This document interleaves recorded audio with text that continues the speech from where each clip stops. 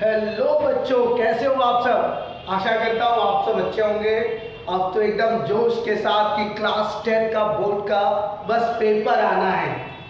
अब उसको एकदम तैयार हो आप सब कि किस तरह से हमें पेपर में लिखना है, और उससे पहले ज़रूरत होती है कि हम कैसे रिवीजन करते हैं। तो बच्चों, मैं डायरेक्टली टॉपिक पे आता हूँ कि सबसे पहले किसी भी क्वेश्चंस को फेस करने से पहले उस क्वेश्चन के बारे में नॉलेज होना सबसे ज़्यादा जरूरी है। कोई भी सब्जेक्ट आप पढ़ते हो तो उस सब्जेक्ट का डीप नॉलेज होना बहुत ज़रूरी है, और डीप नॉलेज के लिए हमारा पूरा ईयर था।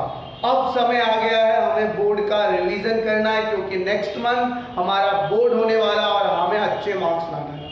तो चलिए, मैं हूँ केमिस्ट्री टीचर, तो मैं डायरेक्टली बात करूँगा साइंस का। साइंस के 3 पार्ट्स है, फिजिक्स, केमिस्ट्री एंड बायोलॉजी, जिसमें केमिस्ट्री में टोटल 5 चैप्टर है। Chapter number 1 chemical reactions and equations, chapter number 2 acid, base and salt, chapter number 3 metals and non metals, chapter number 4 carbon and its compound, and chapter number 5 periodic classifications of elements and their periodic properties. इस पांचों chapter को कैसे हमें revision करना है, किस तरह से बेस्ट रिजल्ट देंगे, तो उसके लिए एक फ्लो चार्ट डायग्राम बना लीजिए। हर एक चैप्टर का एक फ्लो चार्ट डायग्राम रहेगा, तो आपको पता चल जाएगा इस चैप्टर्स में कौन कौन से इंपॉर्टेंट टॉपिक है जिस पर आप ज़्यादा कॉन्फिडेंस के साथ बता पाओगे कि नहीं, मुझे ये टॉपिक्स आते हैं। तो केमिकल रिएक्शंस एंड इक्वेशंस में सबसे पहले आपको सीखना है balancing of a chemical reaction. किसी भी केमिकल रिएक्शंस को बैलेंस करना बहुत जरूरी है।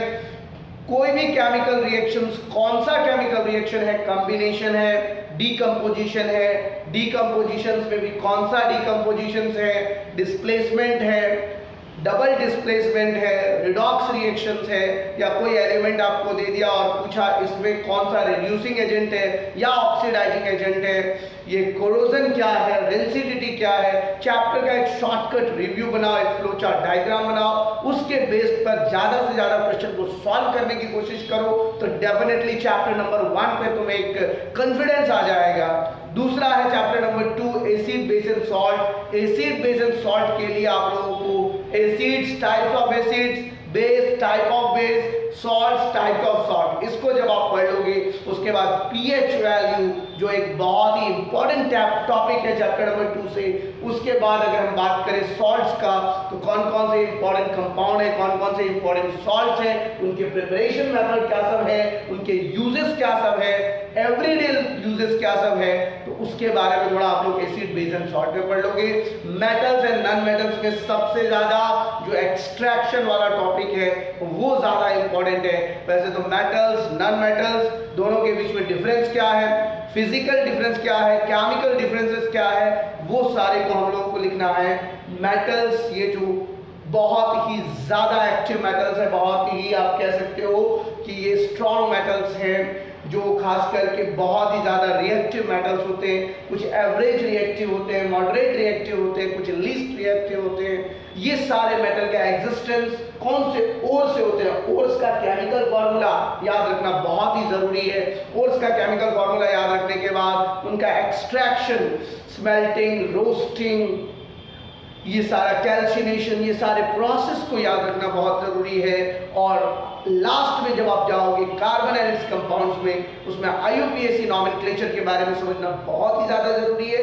आईयूपीएसी नॉमेनक्लेचर के साथ साथ सैपोनिफिकेशन रिएक्शन, एस्टरिफिकेशन रिएक्शंस, इसको भी समझना बहुत ज़रूरी है। और last chapter classifications of elements में खास करके मैं बोलना चाहूँगा मेंडलीव का और मॉडर्न पीरियोडिक टेबल का अचीवमेंट्स या पोस्टुलेट्स और लिमिटेशंस, मेंडलीव का लिमिटेशंस और इसके पोस्टुलेट्स दोनों को बढ़िया से पढ़ लेना।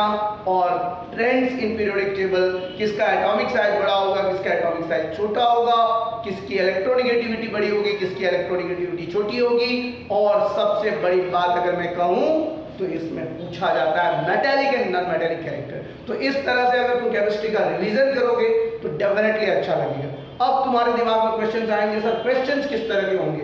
तो जिन बच्चों को क्वेश्चंस चाहिए वो मुझे इस वीडियो के नीचे में कमेंट करें कि सर मुझे क्लास 10 के इस चैप्टर, पर्टिकुलर चैप्टर का नाम देना कि सर मुझे इस पर्टिकुलर चैप्टर के क्वेश्चंस चाहिए, मैं बनाना चाहता हूँ, उसको सॉल्व करना चाहता हूँ। और अगर सर हो सके तो आंसर्स बुक की, तो मैं डेफिनेटली आप लोगों के साथ नीचे में लिंक शेयर करूंगा। वो लिंक एक पीडीएफ का होगा जिससे आप किसी भी क्वेश्चंस को इजीली सॉल्व कर पाएंगे। आज के लिए बस इतना ही। Thank you very much. All the best for board examinations. Definitely get a good results and be confident. आपको विश्वास खोना नहीं है, आपका विश्वास ही आपका मार्क्स है। That's all. Thank you very much.